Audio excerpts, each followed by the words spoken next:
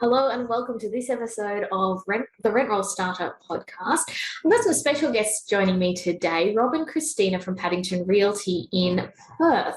Now, the reason I wanted to get Rob and Christina on the podcast today is because they're a husband and wife team who run a very successful property management company in Perth. And if you've ever tried to work with your spouse, you might know that it's not always easy to run a business with your spouse, but they seem to do it so well. So I've asked Rob and Christina to join me today to talk all things running a business with your spouse. Let's jump in. Welcome, Rob and Christina. Thank you so much for joining me on the podcast.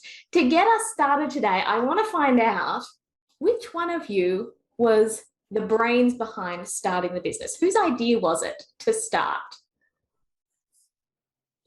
Rob's. I won't say brains, but I think sometimes you've got to be silly to start these things. And look, it was me, and I think it was a silly reason. And we just weren't happy at the time how we were treated as tenants, in fact, of a property we were renting. And I just left my job. The reason I came here was a mining and exploration business that we founded.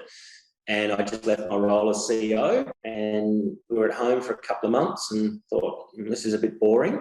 And at the same time, we're not happy with how we're being treated. We could do this better, we think.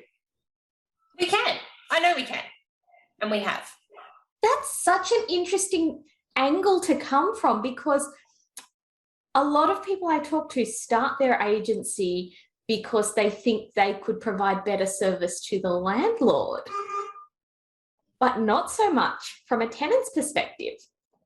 No, well, it was just, I think it just spawned from how we felt we were treated, and just sort of thought, well, you know, we've got the skills. You know, to some degree, the landlord side is, well, we thought it was easy. No, the landlord side is you know, the landlord side, I think most people have that down pat. And then it was sort of looking at it from a tenant perspective. Wow. So when you first started the business, did you both just start working in it together, or did one person start and then the other person joined?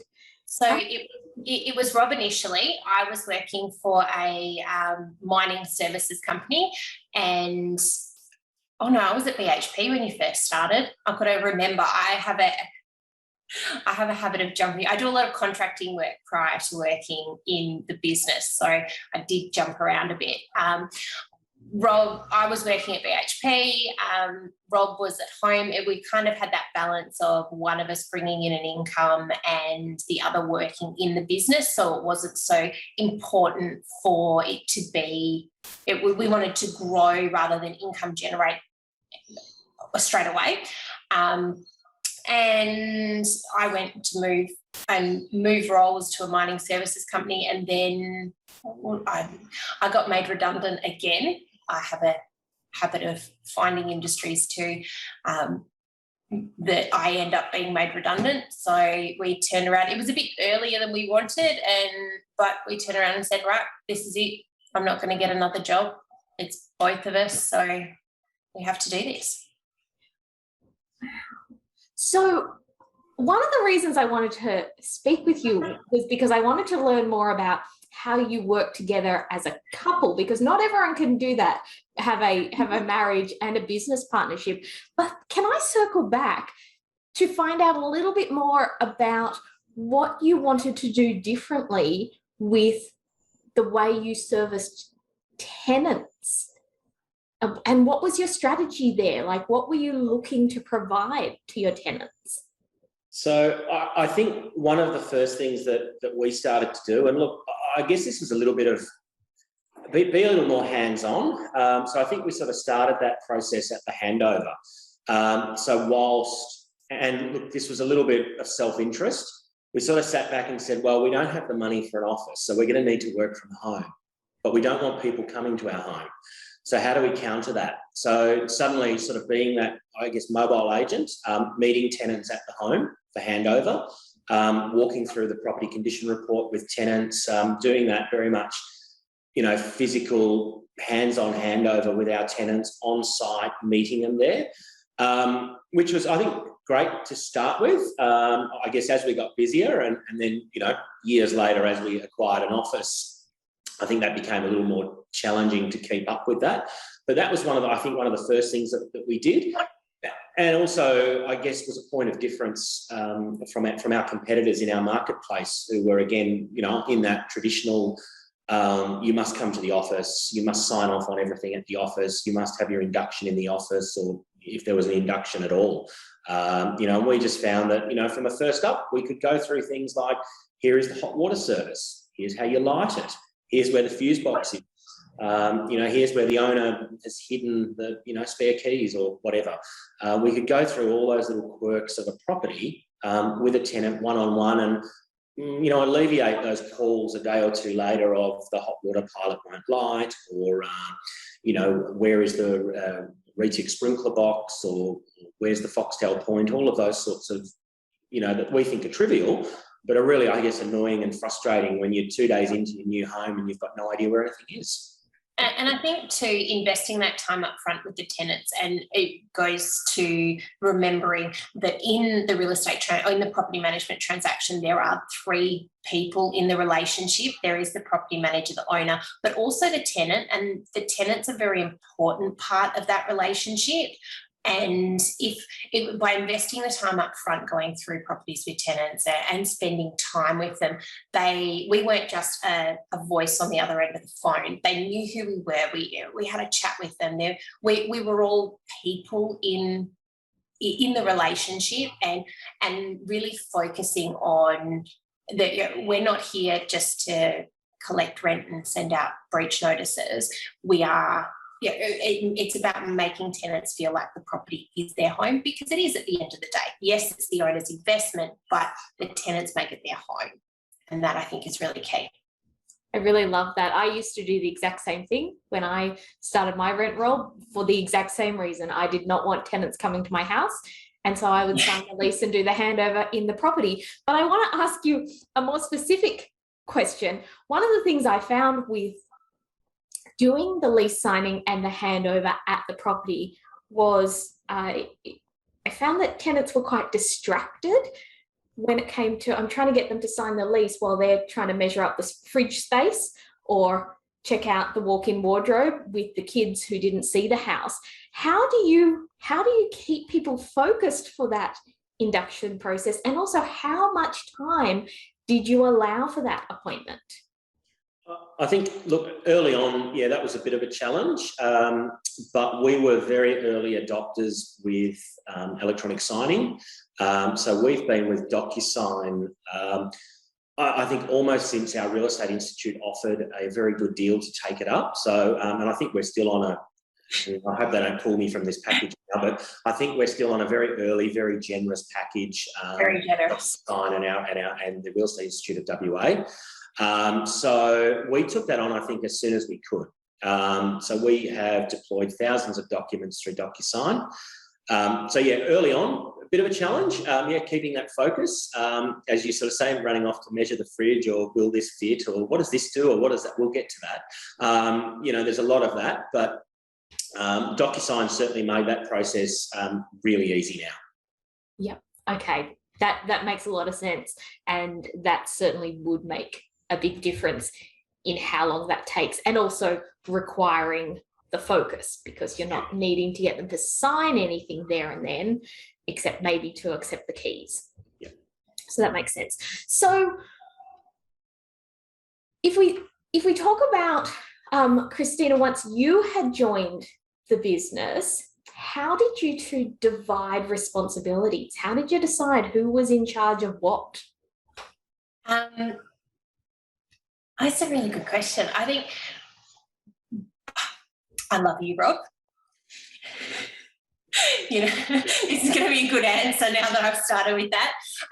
Rob is a control freak, but we're both control freaks. I can't claim not to be as well. It was very challenging in the start because Rob's not very good at letting go. And it was kind of helped along by the fact that we were using Console Gateway at the time, and it was because we were a home office, we didn't have an elaborate server set up. We had it on one computer, which was Rob's, and in order to be able to do anything in Console property management wise, I had to wait for Rob to be done on his computer, and so we did have a few technology challenges to overcome initially. We did move to a VPN essentially for Console Gateway as like a cloud kind of product, but then moved to Property Me, and moving to Property Me was game changing for us. That really meant that we could actually effectively divide tasks. We did dabble initially a little bit in sales. It's not our strength by any stretch of the imagination. Sorry, Rob. I know you like to have a play around every now and then, but I sell one a year. You know, I'd go $1 million or $2 million property, and then I'd go back to that's it. And so I was kind of more focused initially on our sales team, but we did make the decision to pull that before Valentina was born and really focus on what we're good at, which is property management. Yeah, cool. So what about, like, you're married and your business partners? How do you deal with differences of opinion in your business? And then how do you manage the impact that has on your relationship? That's another very good question. I think you just learn over time, and I think each of us default to what we're good at, and I think Christina will probably agree here. I think there's no argument at the end of the day if something is a core strength or core skill of one of us. I don't think there's any argument or dispute over it. There's a handful of grey areas. And that's, I think, where we generally will come together and sort of say, well, how are we going to work this out? But I think, ultimately, we do have a few key responsibilities each that we stick to, because they're either our responsibility, our baby that we've taken on, or just an area of the business or of business that we're good at. So it's not so much, and I think there's some crossover areas, but not too many. Yeah, we do keep things quite separate now. So Rob deals with our leasing and BDM side of the business, and I'm dealing with the day-to-day, so the property management. And there really isn't. We're quite separated in how we're doing it. So I've got my stuff to do, he's got his, and we kind of meet in the middle, and we've got a whiteboard we all stand around and match up the bits that cross over and then go back to our own spaces. Literally at the moment we're sitting in our office and we're at opposite ends of the office. And are you doing that just for this podcast recording, or is this how you sit? No. This is how we sit. This is our arrangement. So one at one end, one at the other, and staff in the middle. So. Okay, so it's kind of like you run almost a pod structure in your business. Is that how you would classify your team structure?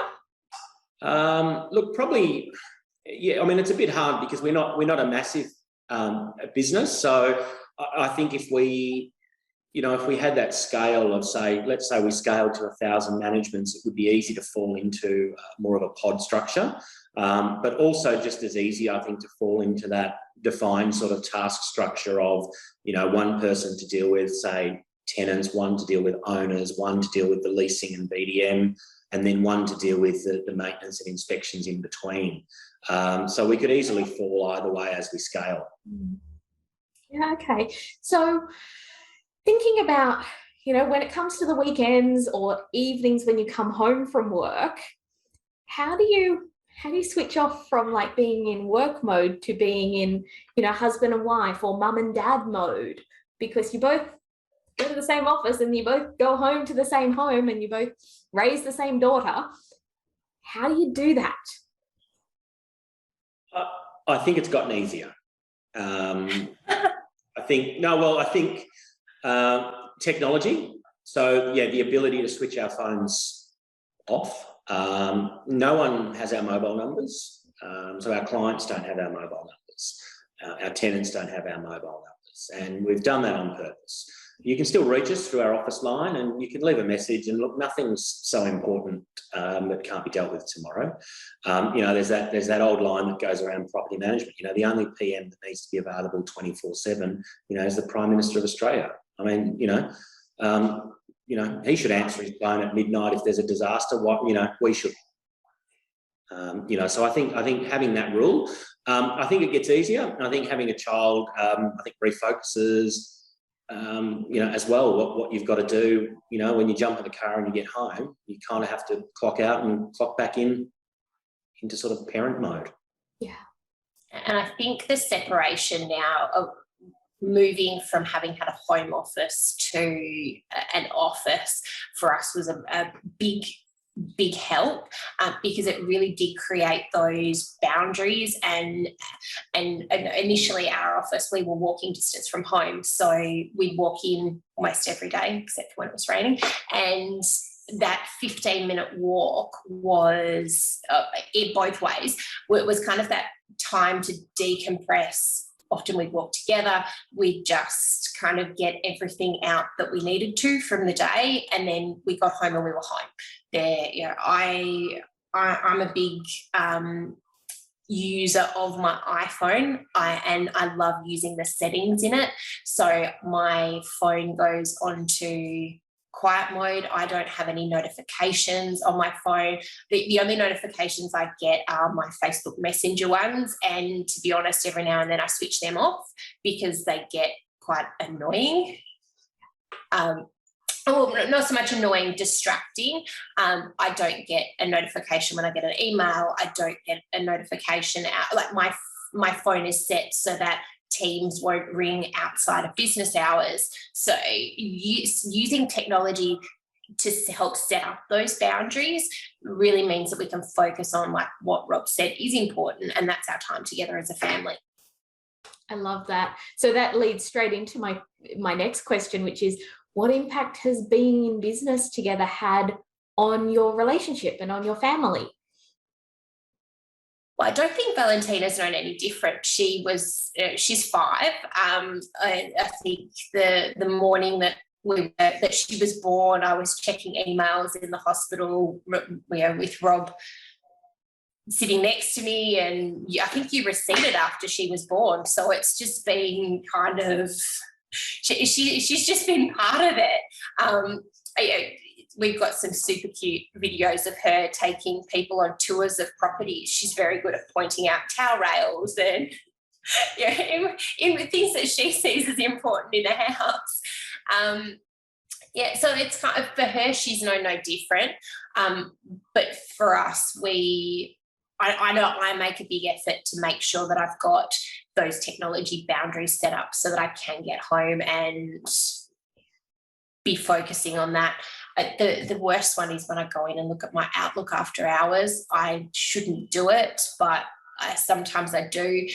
And that's the moment where I'm like, no, put the phone down, and you need to actually focus on each other rather than the phone. So if you were to give any advice to people who are considering going into business either with their spouse, with a family member, what words of wisdom would you have? I'll let you go first, Rob. Eyes wide open, be comfortable with each other. I think that's I think that's really where you've got to be. And I think you've still got to be thick-skinned. I mean, to this day, I'll still get people ring me and say, look, I spoke to your receptionist.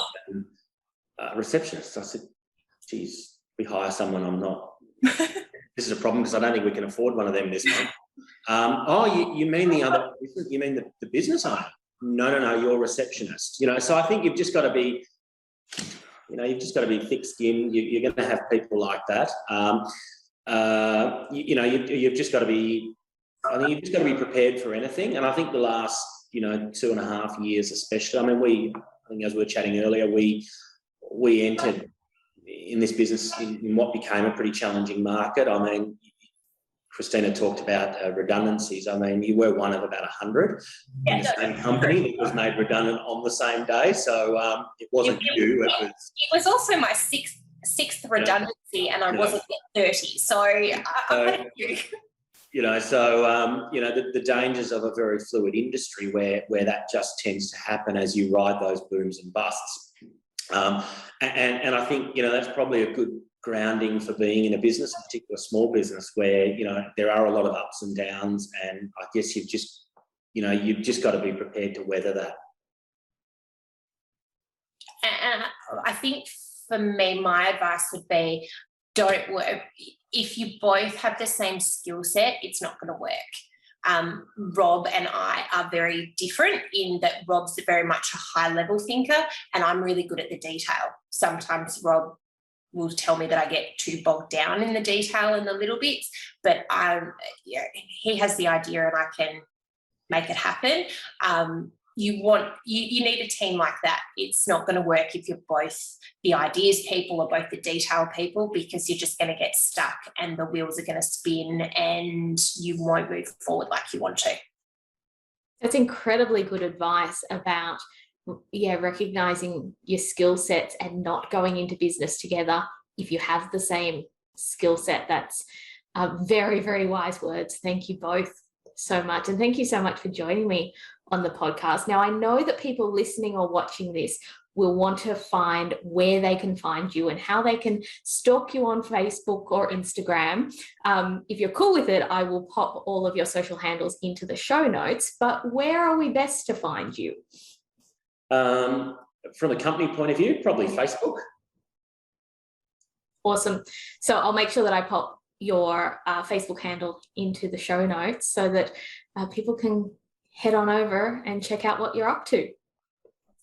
Thanks, Ellen. Thank you both so much for joining me on this podcast. Thanks so much for sharing your real lived experience of being in business together as husband and wife. And thanks for sharing your advice for people who are considering taking this leap as well. You're welcome. Thanks, Ellen. You're welcome. Thank you. Wasn't that a fantastic interview with Christina and Rob? They certainly have some gold and wisdom to share with you all about the importance of having clear boundaries in your business, the importance of having clear boundaries around responsibilities in the business, and how well you can actually run a business as a husband and wife team. So make sure that you go and check out Rob and Christina's social pages. I'll make sure to link them in the show notes of the podcast or near the video that you're watching this episode. And stay tuned for the next episode of the Rent Roll Starter podcast.